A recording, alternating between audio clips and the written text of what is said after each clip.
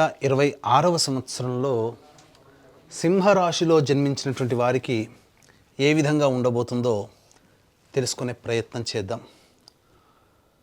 జనవరి నుంచి డిసెంబర్ వరకు ఈ సింహరాశిలో జన్మించినటువంటి వారికి మిగతా గ్రహాల యొక్క ప్రభావం ఎలా ఉంటుంది అనేది సంపూర్ణంగా చూసుకుందాం.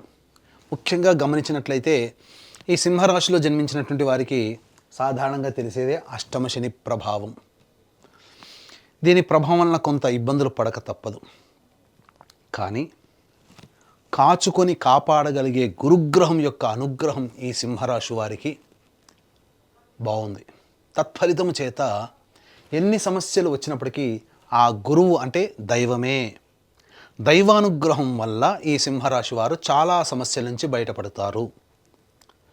మరి విద్యార్థులకు ఎలా ఉంటుందండి? ఉద్యోగం ఎలా ఉంటుంది? మార్పులు ఏమైనా చేసుకోవచ్చా? వ్యాపారం ఎలా ఉంటుంది? దాంపత్యం, వివాహం, ఇలా అన్ని రకాలుగా ఎలా ఉండబోతుందనే విషయాన్ని ఒక్కొక్కటిగా మనం తెలుసుకునే ప్రయత్నం చేద్దాం. ముఖ్యంగా ఈ యొక్క సింహరాశిలో ప్రధానంగా జన్మించినటువంటి వారికి గురువు లాభస్థాన స్థితి ఉండడం ఇది చాలా యోగదాయకంగా చెప్పవచ్చు. ఎందుకనంటే మార్చి 14వ తారీఖు వరకు ఈ గురువు వక్రీకరించి ఉండడం, దశమ ప్రభావం ఉండడం, ఈ కారణం చేత సంఘంలో పేరు ప్రతిష్టలు పెరుగుతాయి. మీ మాటకి విలువ పెరుగుతుంది. పేరు ప్రతిష్టలు కలిగిన వ్యక్తులు మీకు పరిచయం అవుతారు. అన్ని విధాలుగా ఉన్నతమైనటువంటి స్థానానికి చేరుకుంటారు. మార్చి 14 నుంచి జూన్ 1వ తారీఖు వరకు గురువు లాభస్థానంలో ఉండడం ఇది చాలా మేలు చేస్తుంది. జూన్ 1 నుంచి అక్టోబర్ వరకు కూడా ఈ గురువు 12వ స్థానంలో వ్యయస్థానంలో స్థితి పొందినటువంటి కారణం చేత ప్రధానంగా సద్వ్యయమే అవుతుంది. దైవ దర్శనం కలుగుతుంది. దైవ కార్యక్రమాలు పాల్గొంటారు. సేవా కార్యక్రమాలకి ధనం వెచ్చిస్తారు. అంటే ఇంచుమించు ఈ సంవత్సరం అంతా కూడా ఈ సింహరాశి వారికి గురువు సదా తోడై ఉంటున్నాడు. ఆఖరి 2 నెలలు నేను గొప్ప అనే స్థాయికి వెళ్లకుండా ఉండి అందరితో పాటే నేను అనే తత్వాన్ని గనక చేసుకున్నట్లయితే తప్పకుండా ఈ సింహరాశి వారు ఈ సంవత్సరం 2026 సంవత్సరం అన్ని రంగాలలో విజయాన్ని పొందుతారని చెప్పవచ్చు.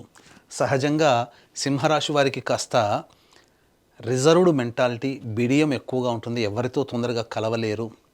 అన్నీ వారికి తెలిసి జరగాలి,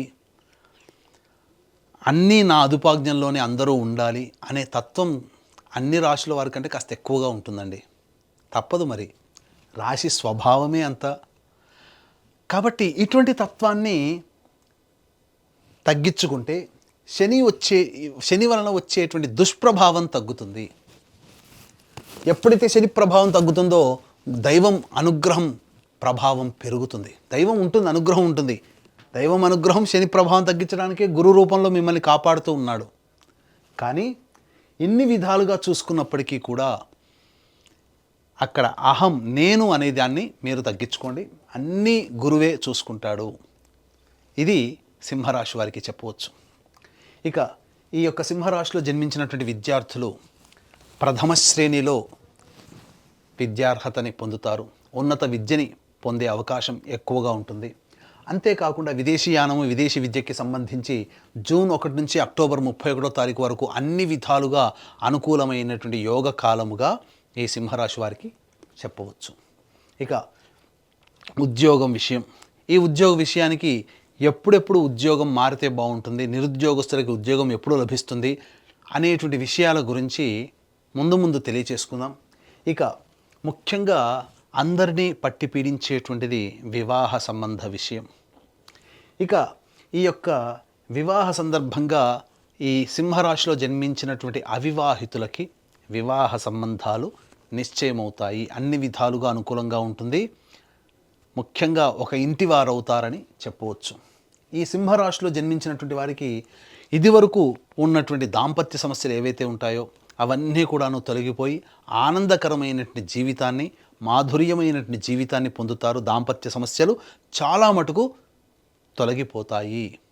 ఆఖరి 2 నెలలు మాత్రం జీవిత భాగస్వామితో కానీ, వ్యాపార భాగస్వామితో కానీ అహంకారంతో ప్రవర్తించకూడదు. నా మాటే నెగ్గాలి అనే తత్వాన్ని తగ్గించుకుంటే అన్ని విధాలుగా దాంపత్యము వ్యాపార భాగస్వామ్యంలో మీకు విలువ పెరుగుతుంది అని చెప్పవచ్చు. ఇక ఆరోగ్య విషయానికి వచ్చేసేసరికి ప్రధానంగా ఈ యొక్క సింహరాశిలో జన్మించినటువంటి వారికి ఐరన్ డెఫిషియన్సీస్తో కొద్దిగా పరిచయగానే అలసిపోయే తత్వము, శ్వాస ఎక్కువగా తీసుకోవడము, వైరస్ సంబంధమైనటువంటి అనారోగ్య సమస్యలు ఎక్కువగా గోచరమవుతున్నాయి. కాబట్టి జాగ్రత్తలు పాటించండి. ఆగస్టు, సెప్టెంబర్, అక్టోబర్, నవంబర్ ఈ 5 నెలలు జాగ్రత్తలు పాటించడం.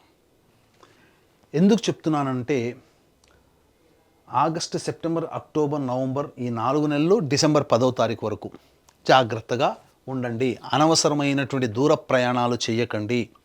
ఆరోగ్య సంబంధముగా ఇబ్బందులు ఎదుర్కొనే అవకాశము ఈ యొక్క సింహరాశిలో జన్మించినటువంటి వారికి గోచరమవుతుంది. విదేశీ యానము సంబంధించి ఇంతకుముందు చెప్పుకున్నట్టుగా జూన్ 1వ తారీఖు నుంచి అక్టోబర్ 31వ తారీఖు వరకు విదేశీ యానము, దూర ప్రాంత ప్రయాణాలకి సంపూర్ణంగా సూచన. ఆ సమయంలో మీరు దూర ప్రాంత ప్రయాణాలు చేసే అవకాశం ఉంటుంది. ఈ సింహరాశిలో జన్మించినటువంటి వారికి ప్రథమార్థం కంటే ద్వితీయార్థము ప్రధానంగా రాజకీయ రంగంలో ఉన్నటువంటి వాళ్ళకి పలుకుబడి పెరుగుతుంది. నామినేటెడ్ పోస్ట్ కానీ ఏదైనా ప్రభుత్వపరమైనటువంటి పదవి కానీ రాజకీయ రంగంలో ఉన్నటువంటి వారికి యోగం జూలై నుంచి ప్రారంభమవుతుందని చెప్పవచ్చు. ఇక వ్యాపార రంగంలో ఉన్నటువంటి వాళ్ళకి ముఖ్యంగా గురువు అనుగ్రహం సంపూర్ణంగా ఉండడం వల్ల వ్యాపార రంగంలో వ్యాపార విస్తరణకి ప్రధానంగా మే వరకు కూడా అనుకూలంగా ఉంటుంది. జనవరి నుంచి మే వరకు కూడా వ్యాపార విస్తరణ, వ్యాపార అభివృద్ధికి, ధనప్రాప్తికి సింహరాశి వారికి చాలా యోగకాలముగా ఉన్నదని చెప్పవచ్చు. ముఖ్యంగా రెస్టారెంట్ బిజినెస్, ఫుడ్కు సంబంధించినటువంటి బిజినెస్లో ఉన్నవాళ్ళు, హోటల్స్, రెస్టారెంట్, అలాగే రోడ్ సైడ్ వెండర్సు, పండ్ల వ్యాపారస్తులు, ఎఫ్ఎంసీజీ ప్రొడక్ట్సు, సూపర్ మార్కెట్స్, అలాగే జ్యువెలరీ రంగము, విద్యా సంస్థలు, కళాశాలలు నడిపేటువంటి వాళ్ళు, అలాగే దైవ సంబంధమైనటువంటి వృత్తుల్లో ఉన్నటువంటి వాళ్ళు, తీర్థయాత్రలు చేసేటువంటి వ్యాపారస్తులు, వీళ్ళందరికీ కూడా అనుకూలంగా ఉండబోతుంది. ఈ సింహరాశిలో జన్మించినటువంటి వారికి ముఖ్యంగా చర్మ సంబంధము వ్యాపారస్తులు, తోలు సంబంధం వ్యాపారస్తులు, అలాగే గ్రౌండ్ ఆయిల్స్ అనగా పెట్రోలియం తదితర ఎడిబుల్ ఆయిల్స్ రంగంలో ఉన్నటువంటి వాళ్ళు, ఇనుముతో సంబంధంతో కూడుకున్నటువంటి వ్యాపారస్తులు అందరూ కూడా ఆగస్టు నుంచి వీళ్ళకి అనుకూలంగా ఉండబోతుంది అని చెప్పవచ్చు. ఇక కళారంగంలో ఉన్నటువంటి వాళ్ళకైతే అన్ని విధాలుగా సినిమా రంగము, serials, social media, printing and electronic media రంగంలో ఉన్నటువంటి వాళ్ళకందరికీ కూడా ఈ యొక్క సింహరాశిలో జన్మించినటువంటి వారికి మంచి అవకాశాలు లభిస్తాయి. అలాగే సంపాదన కూడా అధికంగా ఉండబోతుంది. మరియు పేరు ప్రఖ్యాతులు పెరుగుతాయి.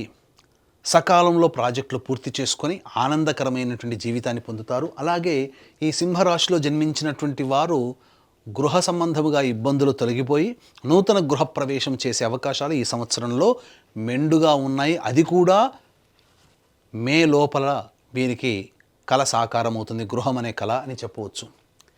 ఇక ఈ యొక్క సింహరాశిలో జన్మించినటువంటి రైతులు ప్రధానంగా కమర్షియల్ పంటలు వేసుకున్న, సాధారణమైనటువంటి శాస్త్రీయమైనటువంటి పంటలు వేసుకున్న, అన్ని విధాలుగా వాణిజ్య పంటలలో అధిక దిగుబడి, అధిక రాబడి కూడా ఉంటుంది.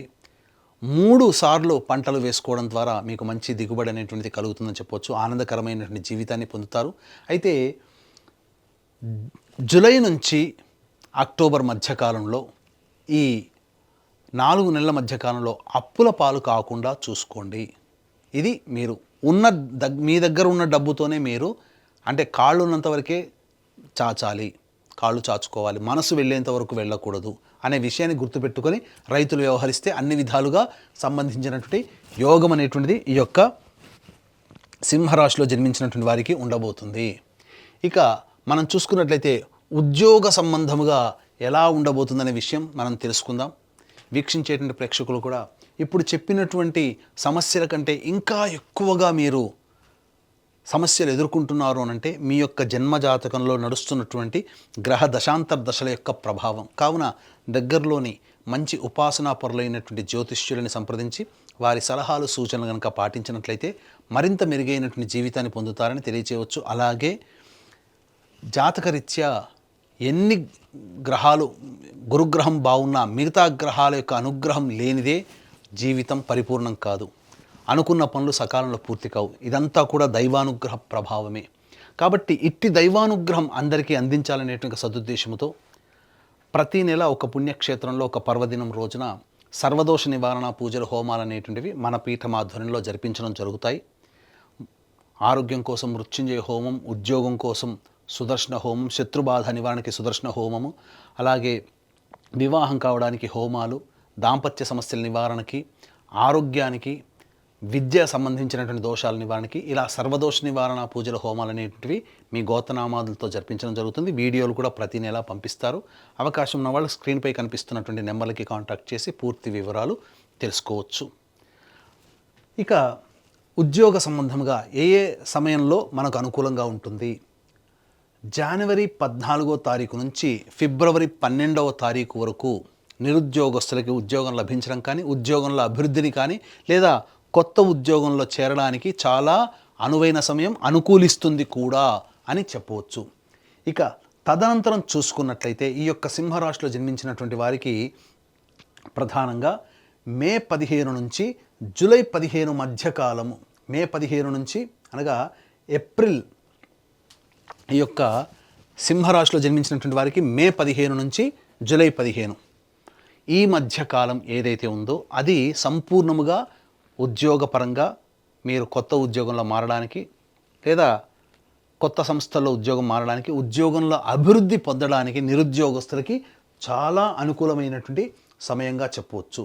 ఇక అక్టోబర్ 17 నుంచి నవంబర్ 16వ తారీఖు వరకు ఉన్నటువంటి కాలం కూడా ఉద్యోగ సంబంధముగా చాలా అనుకూలమైనటువంటి యోగముగా చెప్పవచ్చు. ఇది ఏతావత ఉద్యోగ సంబంధముగా. అలాగే ఈ చెప్పినటువంటి సమయాల్లో కూడా వ్యాపార విస్తరణకి చాలా అనుకూలంగా ఉంటుందని చెప్పవచ్చు.